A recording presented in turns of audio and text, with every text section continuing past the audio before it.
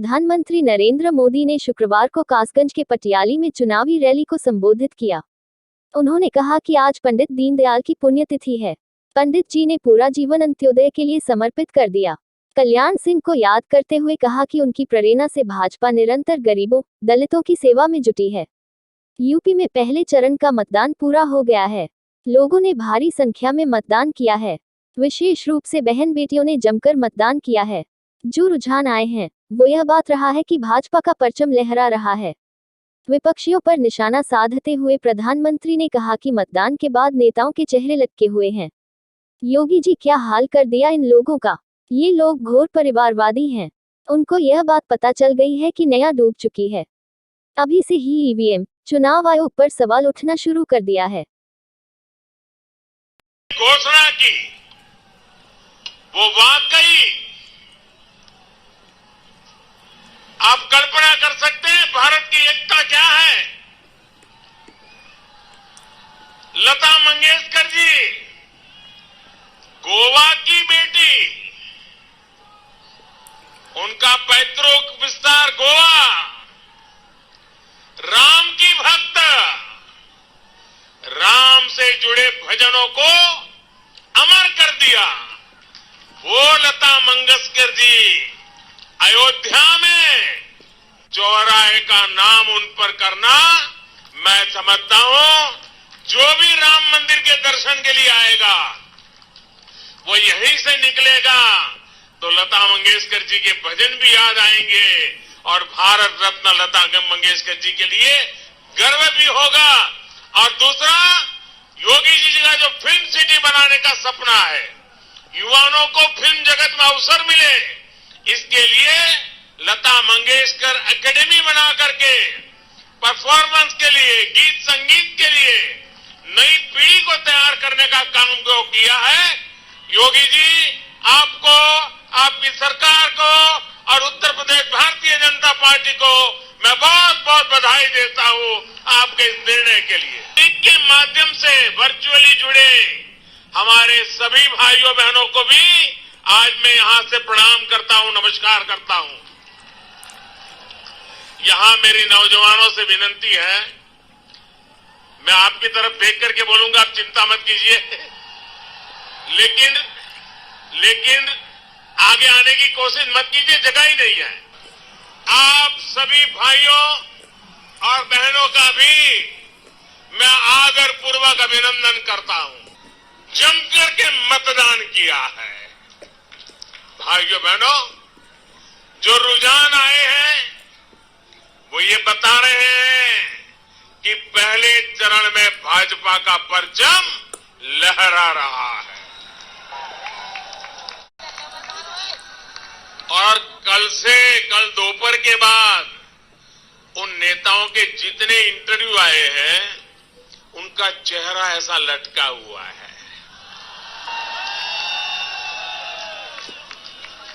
अब वो खुल करके परिवार की बात करने लग गए।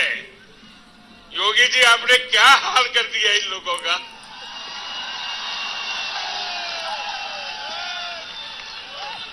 और आप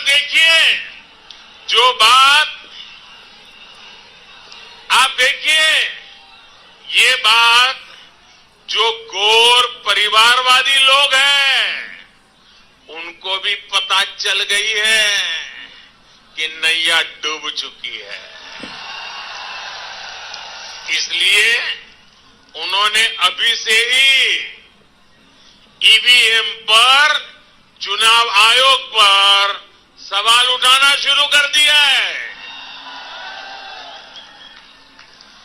आपको मालूम है जैसे क्रिकेट में क्या होता है, नहीं होता है तो एम्पायर पे गुस्सा करता है, एम्पायर के सामने पैर पसारता है। देखा है ना आपने। इस चुनाव के पहले चरण के बाद ये लोग उसी प्रकार का भाषा, वातावरण, अब ईवीएम को दोष दो। अरे जनता जनार्दन आपको स्वीकार करने के लिए तैयार नहीं है। अब उत्तर प्रदेश को गुंडा राज नहीं चाहिए।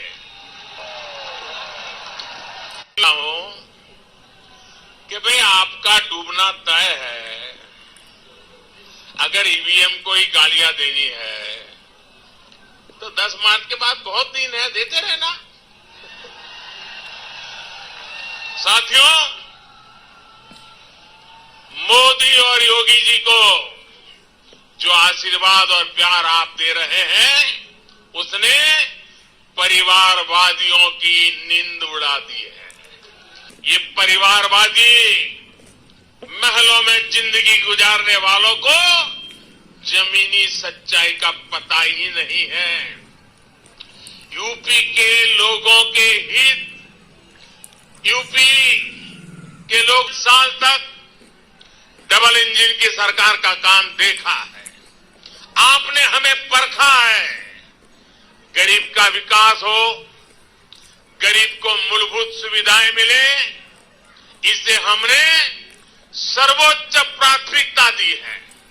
लेकिन इन परिवारवादियों ने अपना घर, अपनी तिजोरी तो भरी, लेकिन कभी गरीब की चिंता नहीं की।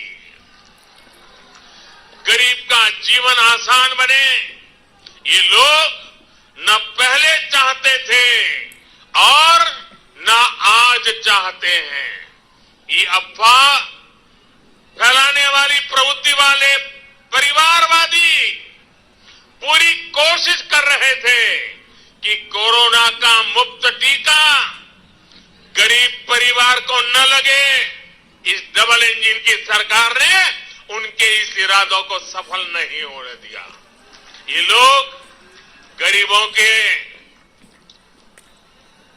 अस्पतालों के नाम पर, स्वास्थ्य सेवा के नाम पर घोटाले करते थे।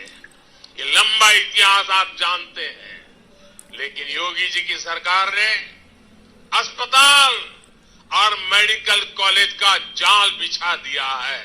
मेरा सौभाग्य था, एक साथ 9 मेडिकल कॉलेज का उद्घाटन करने का मुझे मौका मिला था। यह हिंदुस्तान में कभी नहीं हुआ है जो योगी जी की सरकार में हो रहा है। इनको यह भी लगता था कि 100 साल का इतना बड़ा संकट आया है, वैश्विक महामारी कोरोना आई है, यूपी में भुखमरी फैलेगी, उस पर ही अपनी राजनीतिक रोटियां सेकेंगे। लेकिन इन लोगों को एहसास ही नहीं था कि मोदी योगी ने इनके राशन माफिया, मालूम है ना राशन माफिया, ये राशन माफिया को किनारे लगा दिया है। महामारी के इस समय में हमारी सरकार हर गरीब को पिछले कई महीनों से मुफ्त राशन दे रही है। और हमारा संकल्प रहा कि ऐसी बड़ी वैश्विक 100 साल की भयंकर बीमारी आई है, जीवन बचाना बड़े बड़े समृद्ध देशों के लिए मुश्किल हो गया था। हमने जीवन भी बचाने के लिए जी जान से मेहनत की और हमने कोशिश की कि गरीब के घर का चूल्हा जलता रहना चाहिए। रेहड़ी पटरी ठेले वाले साथियों को भी बैंकिंग सिस्टम से जोड़ा गया है। स्वनिधि योजना के माध्यम से उन्हें मदद दी जा रही है। इसका बहुत बड़ा लाभ कोरोना के इस समय में यूपी के गरीबों, दलितों, पिछड़ों को भी मिला है। भाइयों बहनों, गरीबों की सरकार जब होती है तो वो इसी प्रकार सबका साथ, सबका विकास, सबका विश्वास, सबका प्रयास, इसी मंत्र को काम करते हुए इसी रास्ते पर काम करती है। लेकिन जब घोर परिवारवादी